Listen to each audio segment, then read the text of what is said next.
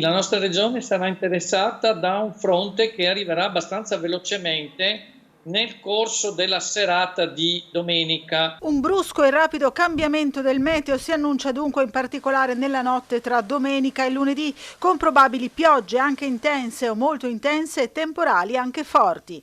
Quindi domani in giornata avremo probabilmente anche un tempo buono. Durante il corso della giornata potrebbero esserci dei rovesci sparsi. Il peggioramento abbastanza marcato arriva in serata, probabilmente proprio dopo il tramonto. Questo fronte arriverà con correnti molto umide meridionali, quindi comincerà a soffiare scirocco sulla costa, vento da sud-est, inizieranno a esserci delle piogge abbondanti, localmente anche intense, e con il sorgere di temporali nella tarda serata di domani le piogge potrebbero diventare localmente anche molto intense e forse anche persistenti. La Protezione Civile allerta la popolazione anche per la possibilità di mareggiate lungo la costa, sempre nella stessa nottata. Come spiega l'esperto dell'ARPA Osner regionale, dopo lo scirocco è previsto il libeccio, da sostenuto a forte, proprio durante i temporali. Una situazione a cui si guarda con timore soprattutto nell'area giuliana. Il fronte è preceduto da scirocco e questo tende a interessare maggiormente